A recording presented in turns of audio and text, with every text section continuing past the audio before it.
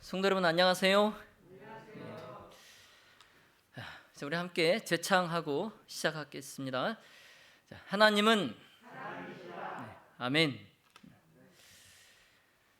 오늘은 하나님의 교육 철학이라는 제목으로 하나님의 말씀을 전하겠습니다. 우리 주제 성경절 하나님의 말씀 잠언 9장 10절의 말씀을 함께 보겠습니다. 잠언 9장 10절입니다. 우리 찾으셨으면 함께 같이 읽도록 하겠습니다. 자, 여호와를 시작. 여호와를 경외하는 것이 지혜의 근본이요 거룩하신 자를 아는 것이 명철이니라. 아멘.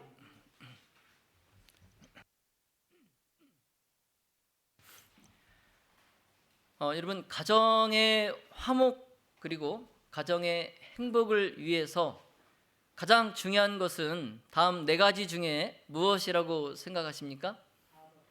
4번 건강. 또 다른 분 안 계십니까? 자, 가정의 화목과 행복을 위해 가장 중요한 건 우리 최성희 장로님 정답을 말씀하셨습니다. 정답은 1, 2, 3, 4번입니다. 다 중요합니다. 어떻게 출제자의 의도를 정확히 아시네요. 다 중요합니다. 자, 그러나 요즘은 다른 것보다도 자녀 교육, 자녀 교육에 부모들의 관심이 많습니다.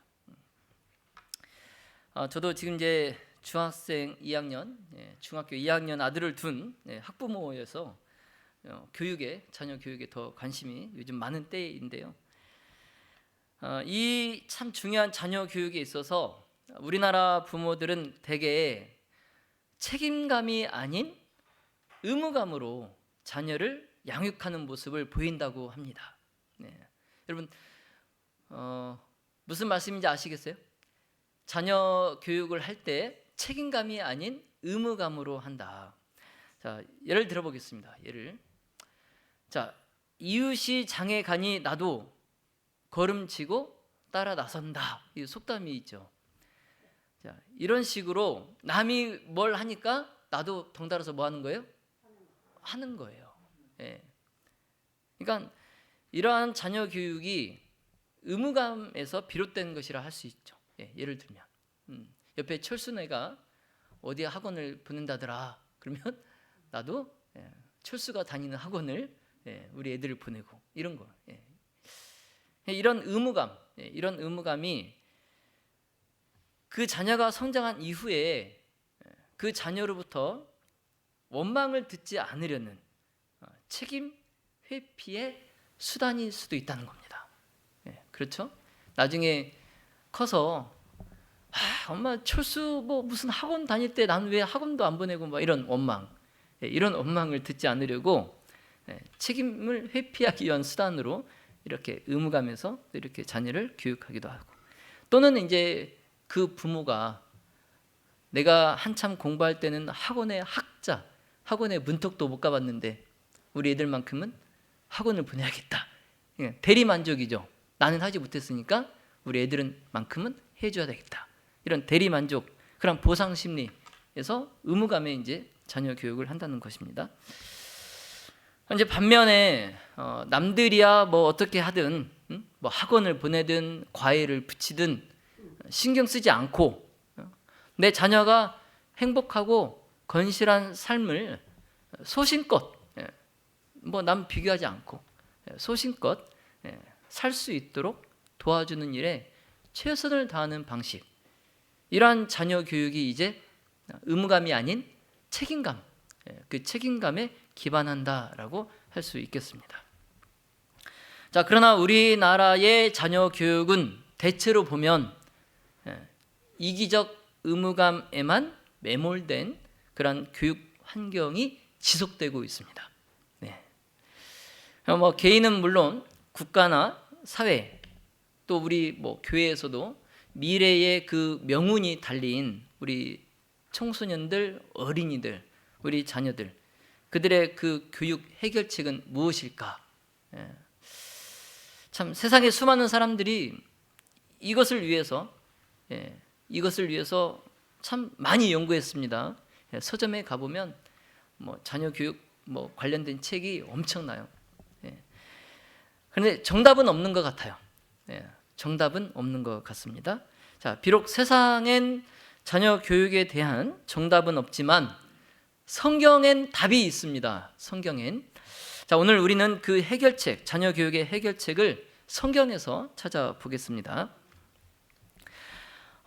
이 사람은 미국의 저명한 교육 철학자입니다. 이름이 로버트 허친스 교수입니다. 그래서 이 교수가 교육 제도의 목적은 산업 일꾼을 배출하거나 어떻게 살아야 할지를 젊은이들에게 가르쳐 주기 위함이 아니라 책임감 있는 시민을, 국민을 배출하는 데 있다, 이렇게 주장을 했어요. 그래서 여기서 이제 이분이 말한 것 중에 책임감 있는 시민.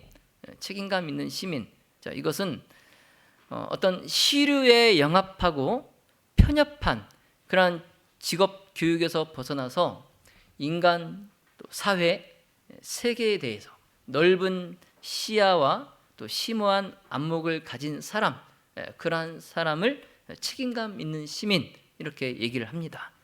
다시 말씀드리면, 자, 교육 제도의 목적은 독립적이고 건전한 비판적 사고를 길러줌으로써 자유인의 삶을 살도록 이끌어주는 교양, 교육이어야 된다. 이게 이제 이분이 주장하는 거예요.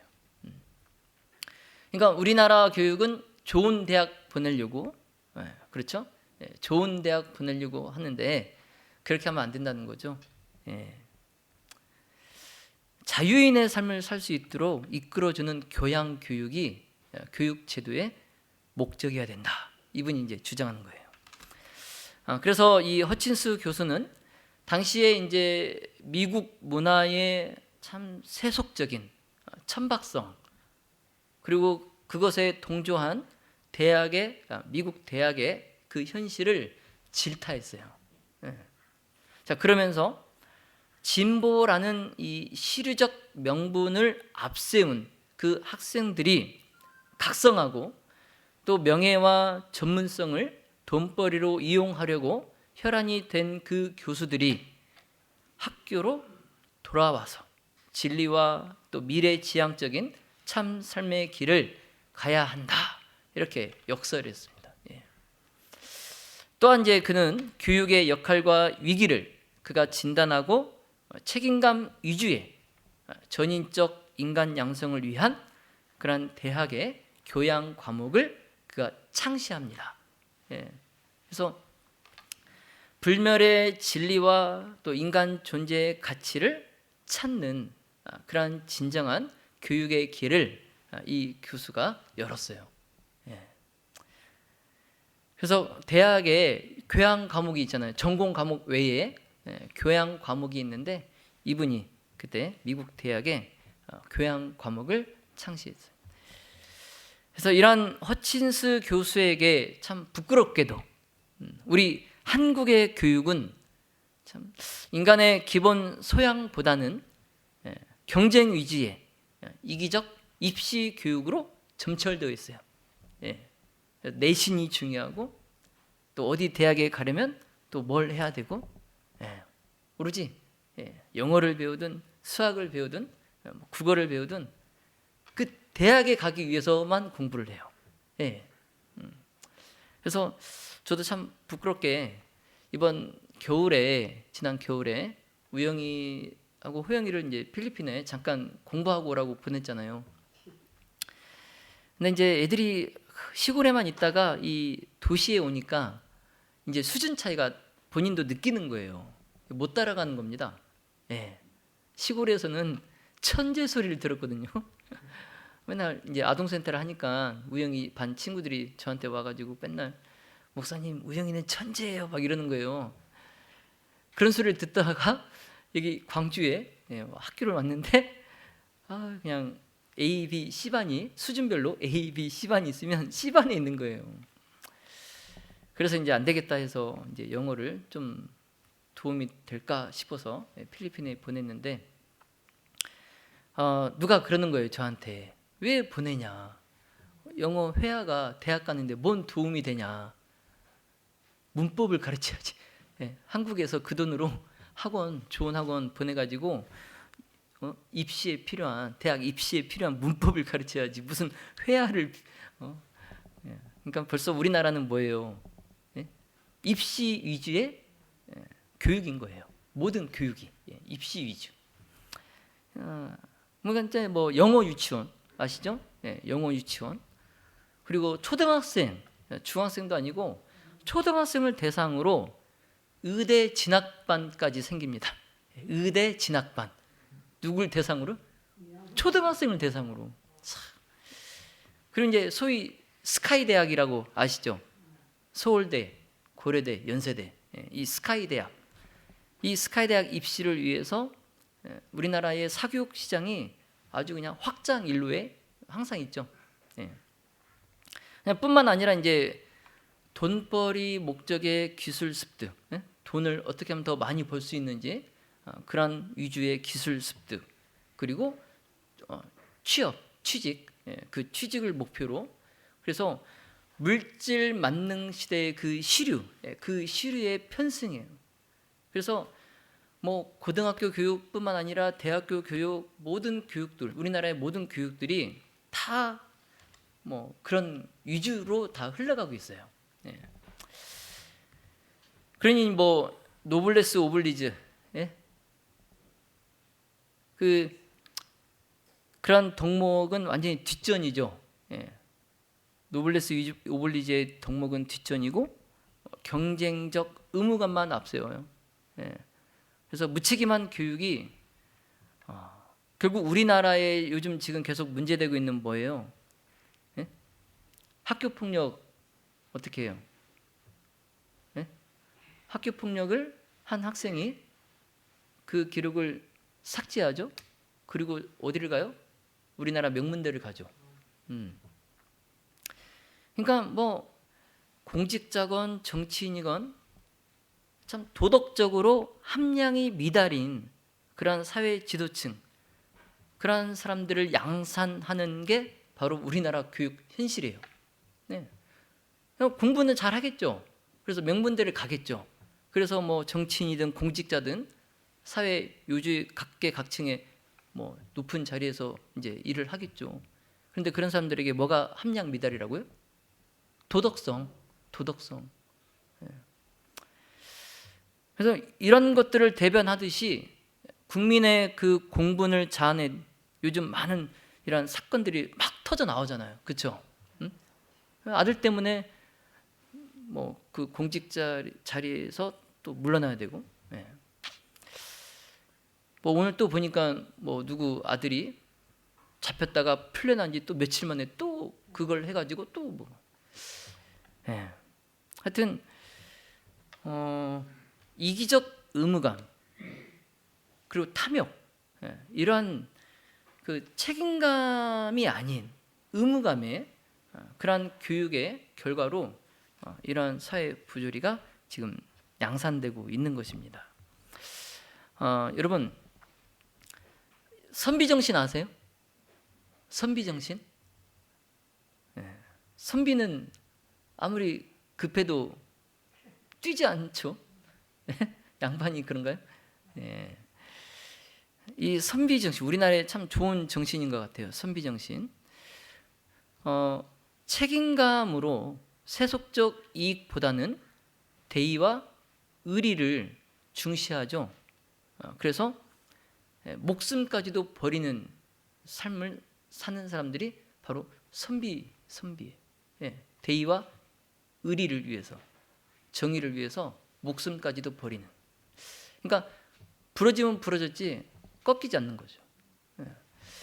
근데 그러한 삶을 일군 우리나라의 그런 선조들의 그런 지혜와 또 미국의 그 허친스 교수가 제창한 교양교육, 이러한 것을 바탕으로 한, 그래서 그런 도덕성에 기반한 자유인의 인성과 매너를 갖춘 그런 보편적 시민 양성을 위한 자녀 교육, 여러분 우리나라에서 가능할까요? 불가능할까요?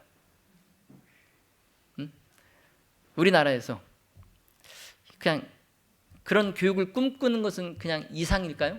옛날 홍길동이 낙도국인가요? 홍길동이 꿈꿨던 나라가 율도국. 감사합니다. 율도국. 그냥 이상인가요? 우리나라에서 그런 교육을 꿈꾸는 건? 자, 방법이 있습니다. 방법이.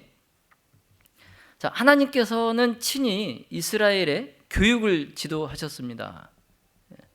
그래서 하나님의 돌보심은 이스라엘의 종교적 관심사에만 국한되지 않았다는 거죠. 하나님께서 종교에만 관심이 있지 않으시고 이스라엘의 교육에도 관심이 있으셨다는 거예요.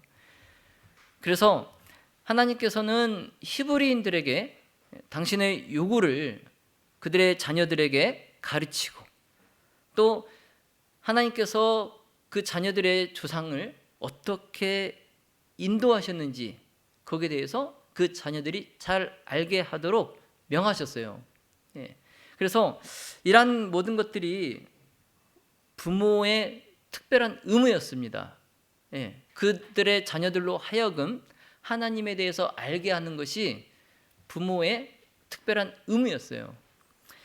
그래서 이제 하나님께서 당신의 백성을 구원하신 그러한 기적, 그 다음에 앞으로 먼 미래, 그 당시에는 먼 미래에 오실 메시아, 구세주, 구주에 대한 언약들, 이런 것들을 그 이스라엘 가정에서 날마다 그의 자녀들에게 자세히 설명하도록 하나님께서 명하셨습니다.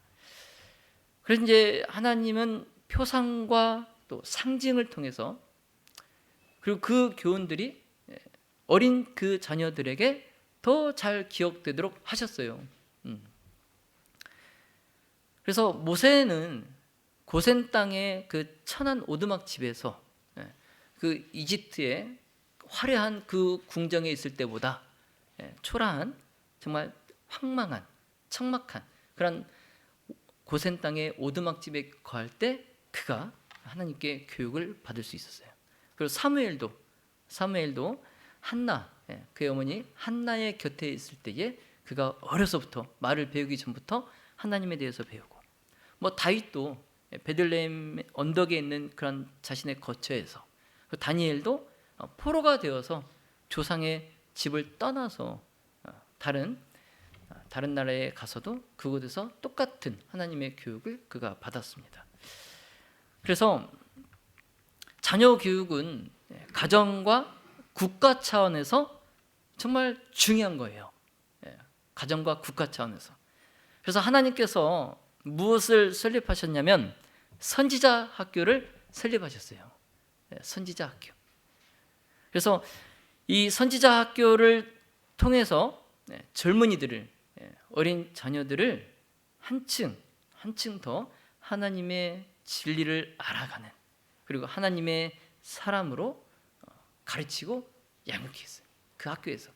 그래서 사무엘도 이 허친스 그 교수처럼, 그 교수가 목적한 바대로 당시에 그 이스라엘에 보편화된 종교적, 도덕적 그 부패에 대한 그러한 방벽이 되고, 또 청년들의 도덕적, 영적 복리를 도모하고, 그리고 하나님을 경외하는 그러한 지도자와 또 고문으로 봉사할 수 있도록 이러한 젊은 사람들을 모아서 선지자 학교에서 그들을 교육했습니다.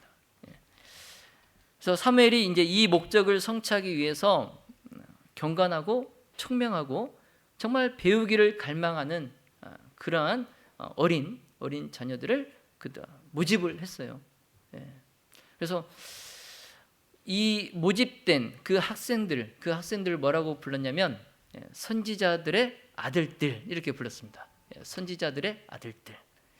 그래서 이제 그들이 하나님과 교통하고 또 하나님의 말씀과 사업을 연구할 때에 그들이 갖고 있던 그 달란트에 하나님의 지혜가 더 이제 더해지는 거예요.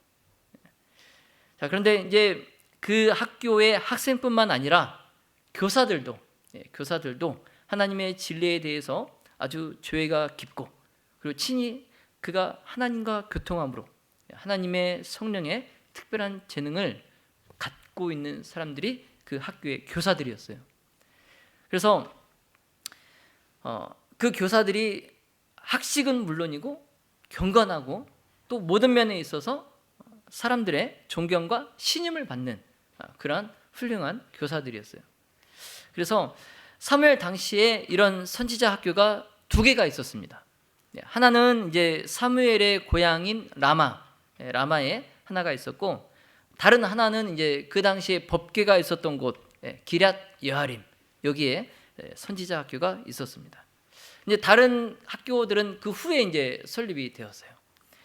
자, 그런데 이제 선지자 학교의 특징이 하나 있었습니다. 그게 뭐냐면 학생들이 토지를 경작하거나 어떤 육체 노동에 종사하는 그런 교육을 받는 거예요. 그리고 학생들이 토지를 경작하고 그들의 육체 노동에 의해서 그 선지자 학교가 그들의 힘으로 운영해 나가는 그런 특징이 있었습니다.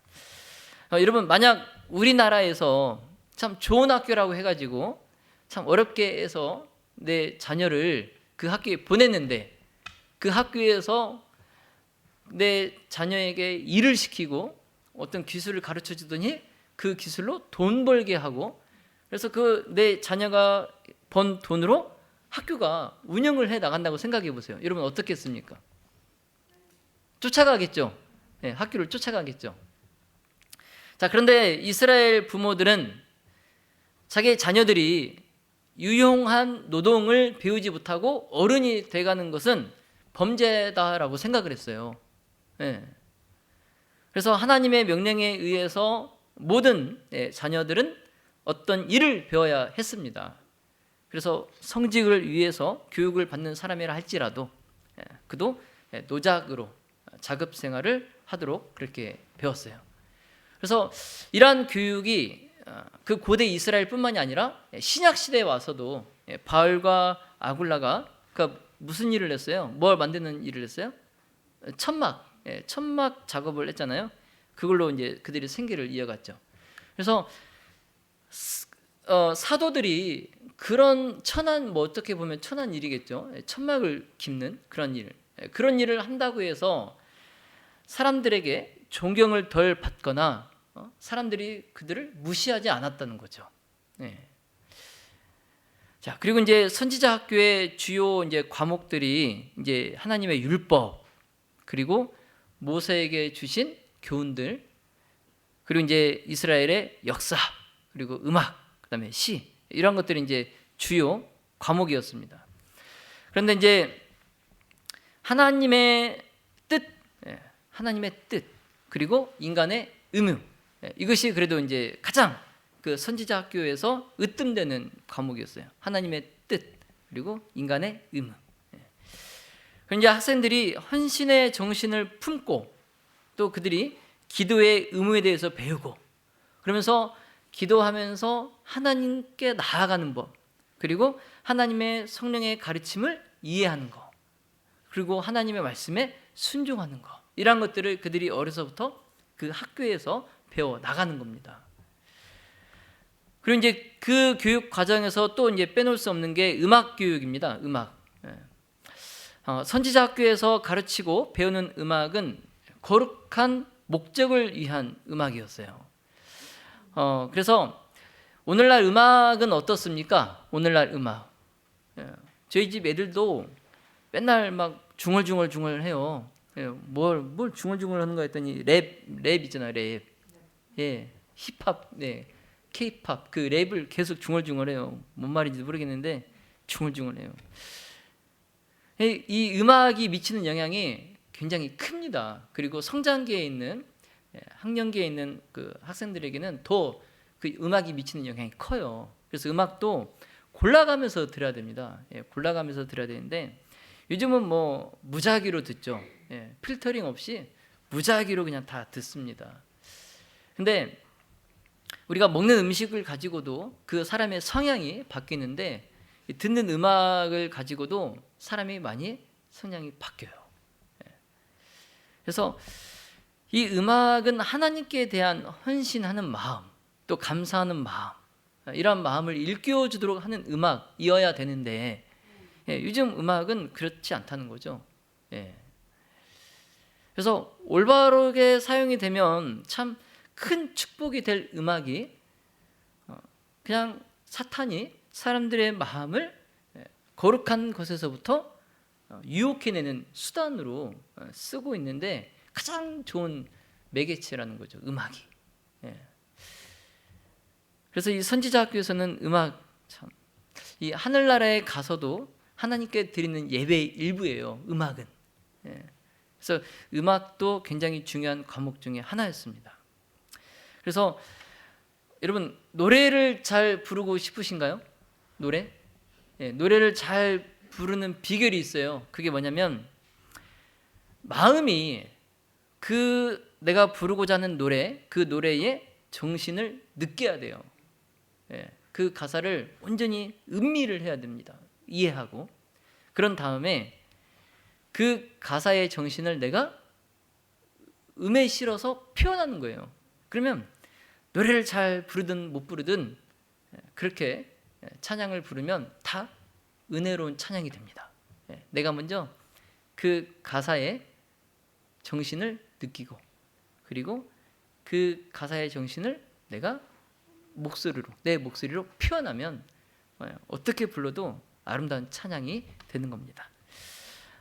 자, 우리가 지금까지 선지자 학교의 교과 과정에 대해서 살펴보았습니다. 하나님의 선지자들이 가르친 이러한 방법들, 현대 우리들의 교육기관에 차이가 있습니까, 없습니까? 자, 선지자 학교에서 선지자들이 학생들에게 가르친 이러한 교육 방법들, 교육 과목들이 요즘 우리의 교육기관 사이에 차이가 있어요, 없어요? 있죠? 엄청난 차이가 있죠. 오늘날 학교에 세상의 처세법과 관습으로 다스리지 않는 학교가 있어요, 없어요? 세상의 처세법과 세상의 관습으로 가르치는 학교, 가르치지 않는 학교가 있어요, 없어요? 없죠. 오늘날 참 학교의 현실이 학생들의 인권이 올라가고 반면에 교권이 추락하는 현실이에요. 그래서 더 그 학생들에게 교사가 올바른 제지와 정말 올바른 훈육을 하기 힘들다는 거예요. 그래서 학교에서 선생님이 학생에게 무슨 말 한마디 하는 게 굉장히 조심스럽대요. 조금만 어떻게 잘못하면은 그게 걸고 넘어진다는 거죠. 자, 이런 의미에서 오늘날의 교육 관계자들은 고대 히브리 학교에서 유익한 교훈을 배울 수 있을 것입니다. 인간을 창조하신 하나님께서는 인간의 몸과 마음과 영혼의 성장을 위해서 준비하셨어요. 자, 그래서 교육에 있어서 참된 성공은 사람들이 창조주께서 준비하신 계획을 수행하는 그 열심에 달려 있습니다. 그래서 우리 그 삼육 교육도 요즘 또 다시 한번 생각해 봐야 되는 그러한 모습도 보이고 있는데, 우리 삼육 교육이 정말 하나님께서 준비하신 계획을 성실하게 열심히 수행하는 그러한 교육 기관으로 끝까지 남아 있기를 간절히 기도합니다. 이 시대의 조류에 편승하면 안 돼요. 우리 삼육 교육은 세상이 어떻게 흘러가건 우리의 원칙대로 가야 됩니다. 하나님께서 우리에게 제시하신 방법대로. 시대의 조류에 편승하면 이미 끝난 거예요. 사회학교하고 똑같은 겁니다. 입시 위주의 교육이 될 수 있어요. 전인적인 교육이 아니라. 잘 생각해야 됩니다. 여러분, 교육의 목적은요, 인간의 마음속에 하나님의 형상을 회복시키는 거예요. 여러분, 이 말씀 아시죠? 교육의 목적은 뭐라고요? 하나님의 형상을 회복하는 거예요. 근데 이게 구원의 목적이기도 합니다. 구원의 목적. 예. 그래서 인간의 마음은 원래 창조함을 받을 때에 균형이 잘 잡혀 있었어요. 그리고 우리 신체 온 몸의 능력은 다 잘 조화되어 있었습니다. 그런데 죄를 짓고 나서 하나님의 형상을 훼손하고 그러한 모든 신체 능력도 퇴화됐어요. 네.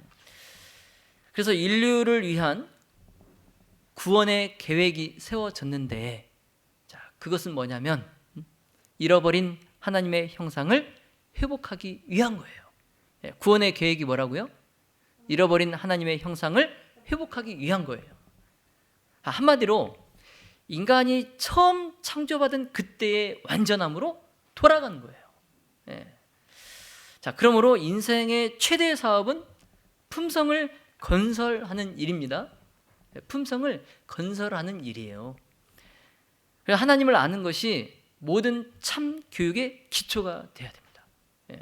자, 따라서 하나님을 아는 지식을 나누어 주고 또 그것과 일치하는 품성을 형성시키는 일이 바로 삼육교육에서, 그리고 바라기는 우리나라의 모든 학교에서 교사의 목적이 되어야 됩니다. 예. 교사뿐만 아니라 가정에서도 우리 부모가 이러한 하나님의 목적과 협력해야 됩니다. 예. 자, 그런데 제가 학교에 근무할 때에 종교가 이 세상에 살아갈 때 도움이 되지 못한다, 이렇게 말하는 일부 학생들 그리고 일부 부모들이 있었어요. 그런데 여러분, 그들의 생각은 잘못된 겁니다. 그릇된 거예요. 자, 종교 교육은 이 세상에서 성공하는데, 대학 가는데 아무 도움이 되지 않는 게 아니에요.